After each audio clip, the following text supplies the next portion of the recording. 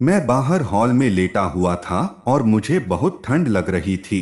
तभी मेरी चाची मुझे देखकर कहने लगी, यहाँ बहुत ज्यादा ठंड है, अगर यहाँ लेटोगे तो बीमार हो जाओगे। तुम एक काम करो, तुम खुशी के कमरे में जाकर लेट जाओ। दरअसल हमारे घर में दो ही कमरे थे और खुशी मेरी चाची की छोटी बहन थी जो इस वक्त हमारे घर घूमने आई थी।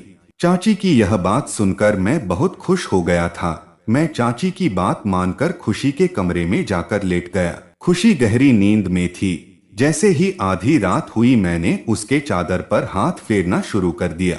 मुझे ऐसा लगा जैसे कि वह जाग रही है, पर मुझे कुछ कह नहीं रही है और शायद वह भी यही चाहती है। उसके बाद मुझे और भी हिम्मत मिल गई थी और मैंने अपना हाथ। हेलो दोस्तों, आज की इस रोमांचक कहानी में आप सभी का स्वागत है। मेरा नाम समीर है। मैं जॉइंट फैमिली में रहता हूँ। मेरे पापा मम्मी और चाचा चाची सब एक साथ रहते हैं।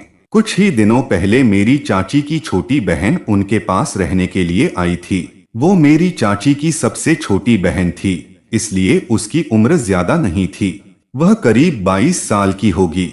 वह बहुत ज्यादा सुंदर थी, लेकिन मुझे उसे सुंदर कहने में शर्म आती थी और मुझे यह डर भी लगा रहता था कि कहीं वह यह सब चाची को ना बता दे। मेरे चाचा और पापा दुकान और खेती बाड़ी का काम देखते थे और मेरी मम्मी और चाची घर पर ही रहती थी। मेरी चाची का एक बेटा भी था जिसका नाम शिखर है और उसकी उम्र 6 साल थी। एक रोज की बात है, हम सब बैठकर खाना खा रहे थे।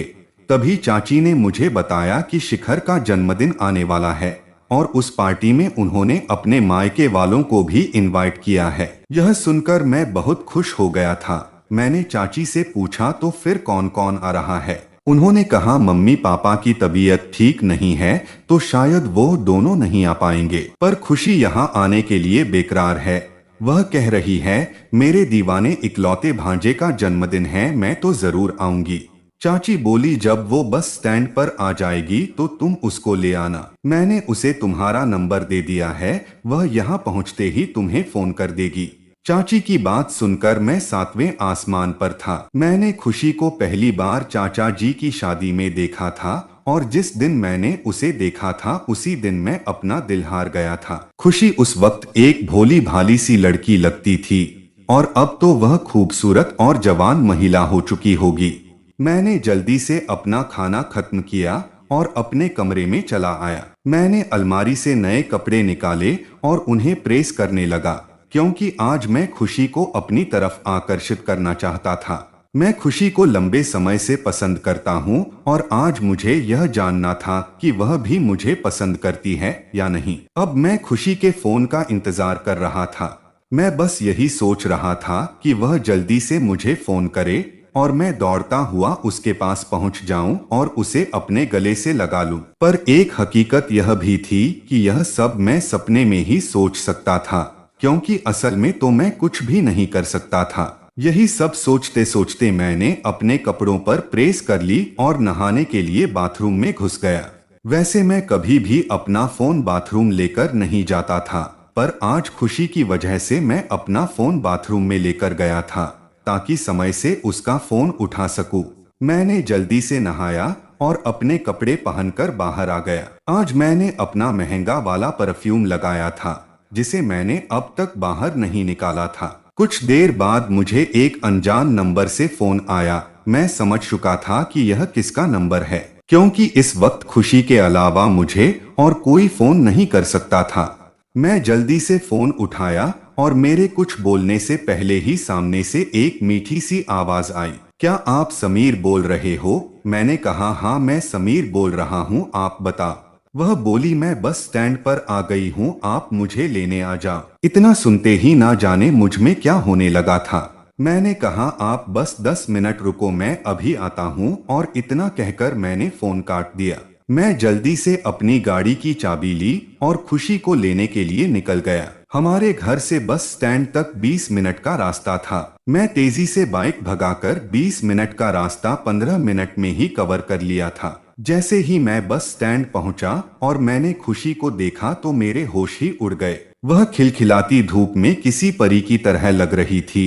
उसने ब्लैक कलर की एक ड्रेस पहन रखी थी और बाल खुले हुए थे। आसपास के सारे मर्दों की नजर उसी पर थी। उसकी लंबी हाइट, नीली आंखें, गोरा रंग और गदरा हुआ बदन हर मर्द के दिल को पिघला रही थी। मैंने ऐसी खूबसूरत बला आज तक नहीं देखी थी। मैं जल्दी से उसके पास पहुंच गया और बस उसे ही देखता रहा। वह दूध से भी ज्यादा सफेद थी। मैंने उसके हाथों से उसका बैग ले लिया और उसे अपनी बाइक पर बैठा लिया। आसपास के सारे लोग मुझे ही देख रहे थे क्योंकि वह खूबसूरत बला अब मेरे साथ जा रही थी। मैंने उसका सारा सामान आगे रख लिया था और खुद थोड़ा पीछे होकर बैठ गया था। मैं बाइक चलाते वक्त जानबूझकर बार बार ब्रेक लगा रहा था। मैं जब भी ब्रेक लगाता था तो उसके गर्म उभार मेरी पीठ पर लगते थे। मैं उसे छू तो नहीं सकता था, पर यह सब करके मैं उन्हें महसूस कर पा रहा था। मैं बाइक के शीशे से उसके चांद जैसे चेहरे को देख रहा था और शायद उसने भी इस बात को महसूस कर लिया था। मैं बाइक इतनी धीरे चला रहा था कि साइकिल वाले लोग भी मुझसे आगे निकल रहे थे, पर मुझे इन सब बातों से कोई मतलब नहीं था क्योंकि मैं अपनी खुशी को लेकर जा रहा था। मैं उसके साथ ज्यादा से ज्यादा समय बिताना चाहता था, इसलिए मुझे धीरे जाने में भी खुशी मिल रही थी। आखिर थोड़ी देर बाद वह मुझसे बोली, समीर, इससे अच्छा तो मैं पैदल ही घर चली जाती। मैंने मजाक में उससे कहा, मैंने कुछ ही दिनों पहले ड्राइविंग सीखी है, इसलिए अभी थोड़ा डर लग रहा है। मेरी बात सुनकर वह हंसने लगी। वह हंसते हुए और भी ज्यादा खूबसूरत लग रही थी और इसी तरह बातें करते करते हम दोनों घर पहुंच गए। चाची अपनी बहन को देखकर बहुत ज्यादा खुश हो गई थी। उन्होंने खुशी को देखकर उसे अपने गले लगा लिया। शिखर भी अपनी मौसी को देखकर बहुत ज्यादा खुश हो रहा था। अगले दिन शिखर का जन्मदिन था और हमने अपने घर में एक छोटी सी पार्टी रखी थी। इस पार्टी में हमने अपने रिश्तेदारों को नहीं बुलाया था, लेकिन गांव के सब दोस्तों को बुलाया था। रात में पार्टी शुरू होने वाली थी और सब अपने मनपसंद के कपड़े पहन रहे थे, पर मैं चाहता था कि खुशी पहले तैयार हो जाए ताकि मैं उसके साथ मैचिंग कपड़े पहन सकूं। कुछ देर बाद खुशी तैयार होकर बाहर निकली और उसने रेड कलर का सूट पहन रखा था। उस सूट में वह बहुत हसीन लग रही थी। मैंने जैसे ही देखा कि खुशी ने लाल रंग का सूट पहना है, मैं तुरंत बाजार गया और अपने लिए लाल रंग की शर्ट ले आया। मुझे लगा कि खुशी को यह देखकर अच्छा लगेगा, पर उसने मेरी इन छोटी छोटी हरकतों पर ज्यादा ध्यान ही नहीं दिया। पार्टी शुरू हो चुकी थी और सब पार्टी एंजॉय कर रहे थे। खुशी शिखर के आसपास ही घूम रही थी और मुझे उसके साथ वक्त ही नहीं मिल पा रहा था। रात के 12 बजे पार्टी खत्म हुई और खाना खाने के बाद सब लोग अपने अपने घर चले गए। हम सबने भी अपने कपड़े चेंज किया और सोने के लिए अपने अपने कमरों में पहुंच गए। शिखर हमेशा से मेरे पास ही सोता था, पर आज उसने जिद पकड़ रखी थी कि मैं मौसी के साथ ही सोऊंगा। मैंने चाची से कहा, कोई बात नहीं, आज उसे अपनी मौसी के साथ सो जाने दो। खुशी और शिखर को मेरे कमरे में लेट जाने दो और मैं बाहर हॉल में सो जाऊंगा। इसके बाद शिखर और उसकी मौसी मेरे कमरे में मेरे बेड पर लेट गए। मैं थोड़ी देर बाहर टहलने के लिए चला गया और वापस आकर हॉल में ही सो गया। बाहर बहुत ज्यादा ठंड थी, फिर भी मैंने सोचा कि किसी को डिस्टर्ब नहीं करूंगा। ठंड से अपना ध्यान भटकाने के लिए मैं अपना फोन चलाने लग गया।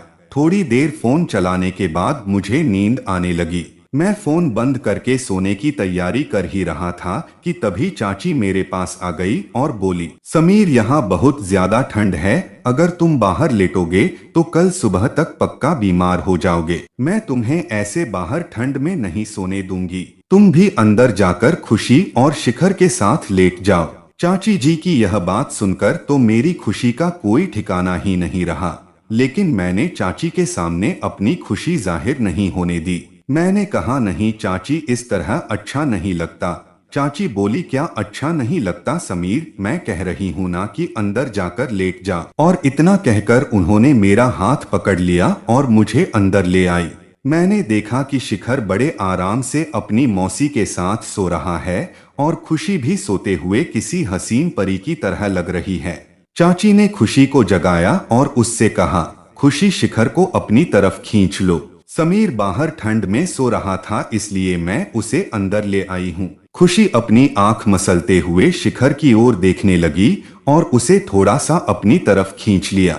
मुझे थोड़ी सी जगह मिल गई थी और मैं भी वहीं लेट गया। हम दोनों एक ही बेड पर लेटे हुए थे और हमारे बीच कोई दूरी भी नहीं थी। खुशी ने शिखर को बेड के किनारे पर लिटा दिया था और खुद बीच में लेट गई थी।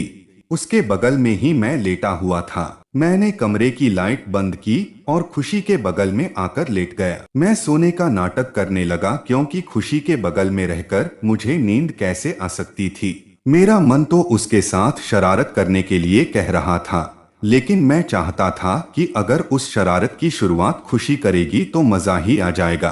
कुछ देर लेटे रहने के बाद मैंने महसूस किया कि किसी ने मेरे पैरों की उंगलियों को छुआ है। मैं समझ गया था कि यह पैर खुशी के ही है क्योंकि शिखर तो लेटा हुआ है। जैसे ही खुशी ने मेरे साथ यह हरकत की, मेरे पूरे बदन में हलचल सी पैदा हो गई। मैं खुद पर काबू रखने की कोशिश कर रहा था, पर हो नहीं पा रहा था। वह बार बार मेरे पैरों की उंगलियों को छू रही थी और मेरे शरीर में सिहरन सी हो रही थी। यह सब मुझे बहुत अच्छा लग रहा था। मैंने अपने जज्बातों को काबू ना रखते हुए अपना हाथ खुशी की चादर पर रख दिया। मैंने यह सब इस तरह से किया था कि उसे ऐसा लगे कि मैं नींद में हूँ।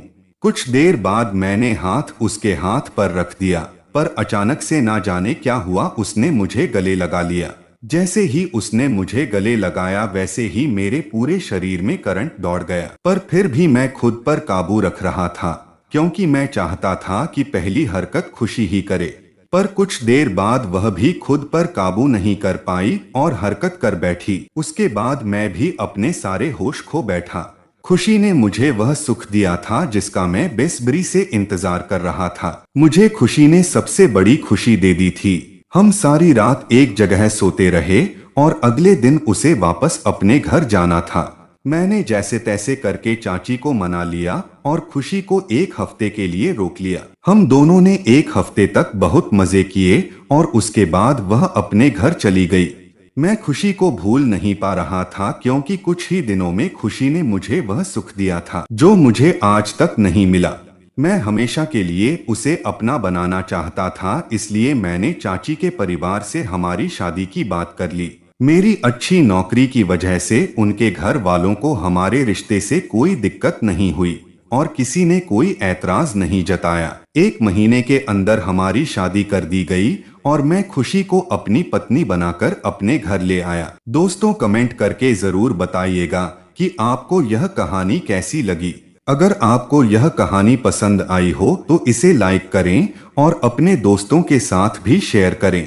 आगे भी ऐसी रोमांचक कहानियों के लिए हमारे चैनल को सब्सक्राइब करें और बेल आइकन दबाना ना भूलें। मिलते हैं एक नई कहानी के साथ, तब तक के लिए धन्यवाद।